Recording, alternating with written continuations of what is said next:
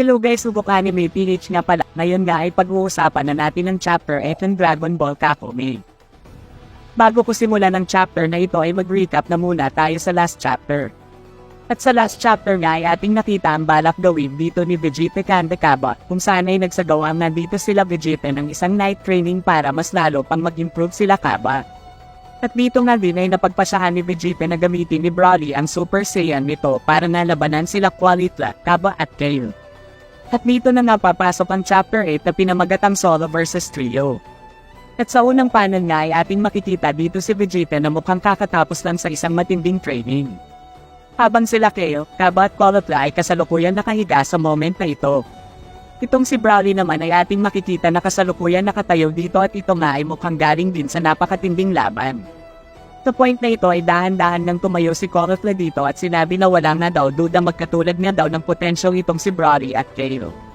Dito nga ay sinabi ni Vegeta sa kanyang sarili na na-reach na nga daw ni Broly ang lakas na kailanman ay hindi pa niya nakita at ang lakas nito ay hindi katulad ng lakas na ipinakita niya sa amin dati noong mga araw na naglaban kami kasama itong si Goku.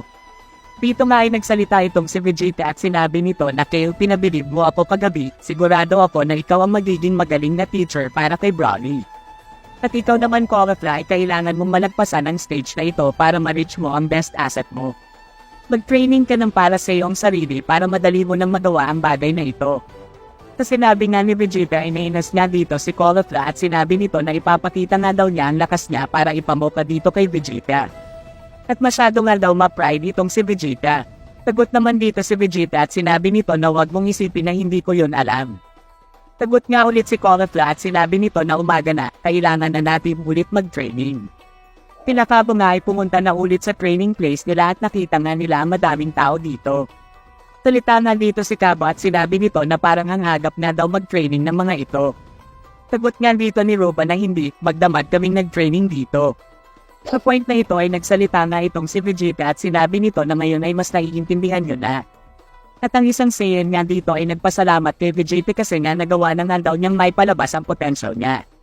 At dito nga ay atin makikita ang sobrang daming mga Saiyan na lumapit kay Vegeta. Salita nga ulit dito ang isang Saiyan at sinabi nito na lahat yan ay mga kaibigan ng mga kaibigan ko. Noong oras na sinabi ko sa kanila ang about dito ay napagpasyahan nila na sumama sa akin para mag-training din. Dito nga ay ating makikita ang mga bagong Saiyan na gusto talagang magpaturo dito kay Vegeta. Ang iba nga dito ay retired na sundalo at balak ng mga ito na mag-training kasama si Vegeta para nga mas lalo pa silang mag-improve. Tagot nga dito ni Vegeta na sige magsimula na tayo, para lumakas kayo ay kailangan nyo lang ng oras. Nakikita na nga dito ni Vegeta ang pagkapanalo nila sa darating na digmaan at ang mga admirals nga dito ay talagang naging masaya sa kanilang mga ginagawa. At sa kabilang banda naman ay napunta ang scene dito kada Bulma at sa isang babaeng Saiyan. Ang dalawa nga dito ay nag-uusap lang about sa kanilang mga buhay. Pati na rin ang about sa pagkakaroon ng asawang Saiyan. Gusto nga dito ni Bulma na makilala ang asawa dito ng Saiyan, pati na rin ang ma-introduce din niya ang asawa niyang si Vegeta. Pinag-uusapan nga din nila ang about sa Universe 6 Laboratory kung saan ay napakaganda nga daw talaga nito, dahilan kaya nga gustong mapuntahan ito ni Bulma. Dito nga ay ipinangako ng babaeng Saiyan kay Bulma na baka daw bukas ay pumunta sila doon na talagang nagpasaya dito kay Bulma. Dito nga ay ipinakita ang napakagandang laboratory ng Universe 6 na sinasabi na isa sa pinaka-advanced na technology sa lahat. Sa kabilang banda naman ay ipinakita nga dito ang planetang Kalaman, kung saan ay nandito nga sila Clearan. Dito nga ay sinabi ni Bergamo na ano nga daw ang sinadya ng mga ito sa kanya. Sagot nga dito ni Clearan na sinabi nga daw sa kanya ni Gohan na dito nga daw sila mag-training para sa paghahanda sa paparating na war. Dito nga ay tumawa lang itong si Bergamo at sinabi nito na mag-training kasama kami, dagdag pa nito na maghanda sa paparating na war. Sila Clearan nga ay nagtataka nga dito kasi hindi pala alam ni Bergamo ang mangyayaring war. Dito nga ay nagsalita itong si Tenshinhan at sinabi nito na ang Grand Priest ay nagpadala ng mensahe, hindi mo ba naaalala? Si Bergamo nga ay wala pa rin idea dito. Kaya naisip dito ni Clearan na baka nga daw hindi ito narinig nila Bergamo sa kadahilanan na makapal na ang layer ng planetang ito. Salita naman si Yamcha at sinabi nito na sinasabi mo dahil lang sa makapal ang layer ng planeta nila kaya hindi nila ito alam. Pero halos 1,000 na planeta ay alam ang balita na ito. Dito nga ay balak ni Clearen na ipaliwanag ang lahat kay Bergamo, ngunit nagsalita na ito at sinabi nito na sige, mag-training na tayo, huwag na tayong magsayang ng oras dito, kailangan kong makita kung worth it ba talaga kayo. Dito nga ay naghanda na din sila Clearen para lumaban dito kay Bergamo.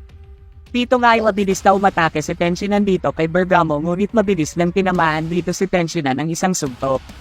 Pero isang illusion technique lang pala yon na kinagulat dito ni Bergamo. Si Tenshinhan nga ay nasa likod lang pala ni Bergamo.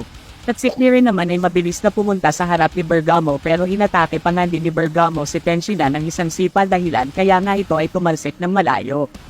Si Clearen naman ay naghanda dito ng isang pag-atake at ni-release na nga niya ito na rektang tatama dito kay Bergamo.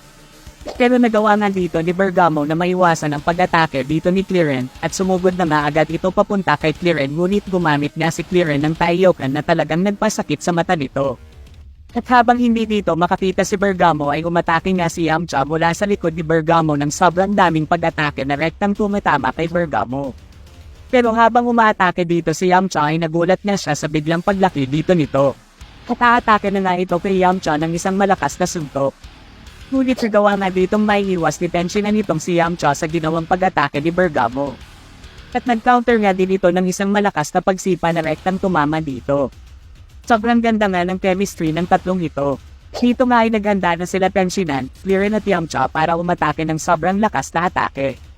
Si Bergamo nga din ay naghanda na din dito. At sabay na ni-release ng tatlo ang kanilang ginawang pag-atake at binuhos na nga nila ang lakas nila sa atake na ito. Si Bergamo nga ay nagsalita dito at sinabi nito na hindi nga daw niya naisip na ganito pala ang mga ito. Gayon pa man ang dalawang kalbo na ito ay hindi naging effective sa Tournament of Power at hindi ko talaga ito maintindihan kung bakit.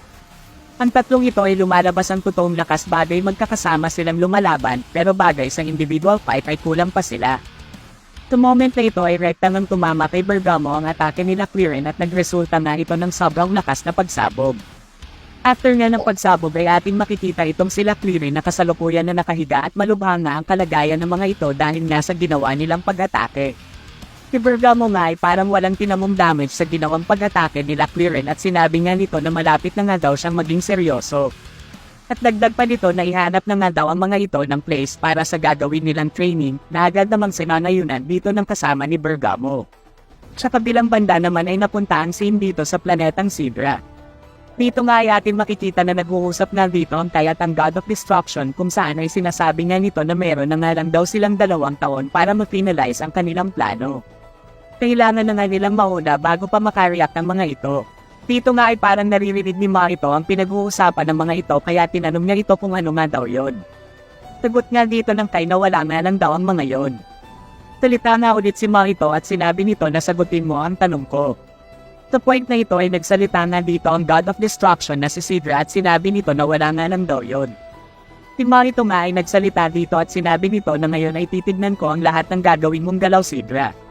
Salita na dito ang Kai at sinabi nito na hindi nga daw sila gagawa ng kakaibang galaw kaya wag niya daw mag-alala itong si Marito. Kailangan natin laging mag-usap ng face to face para na din para maiwasan ang divine conflict. Sagot nga dito si Marito at sinabi nito na mabuti. Sa kabilang banda naman ay balik ang scene dito kay Clearen kung saan ay atin makikita na puro benda na nga ang mga ito.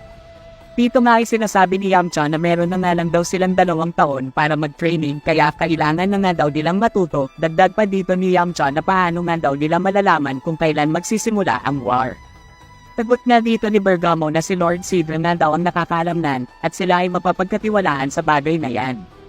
Sa moment na ito ay natatawa nga ang isang kasamahan ni Bergamo kay Tenshinhan kasi nga may mata daw ito sa noo, kaya madali na lang daw para dito makita kung sino ang paparating mula sa makapal na ulap.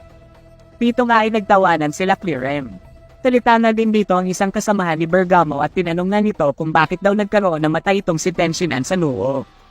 Sagot nga dito si Tenshinhan at sinabi nito na yan nga daw ay descendant ng clan nilang tinatawag na Three-Eyed. Ngayon nga daw ay hindi na ito nag-exist. Dagdag pa nito noong bata pa nga daw siya ay gusto nga daw ng mga wise man ang third eye nila, at ang iba naman ay sinasabi na kami nga daw ay may kakayahan makakita ng mga demonyo gamit ang third eye na ito. Ang iba naman ay sinasabi na ito nga daw ang magiging way ng lakas ko.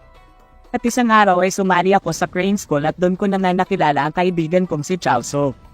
Pero noong mga araw na bumalik ako sa aming village ay bigla na nga lang naglaho ang mga magulang ko.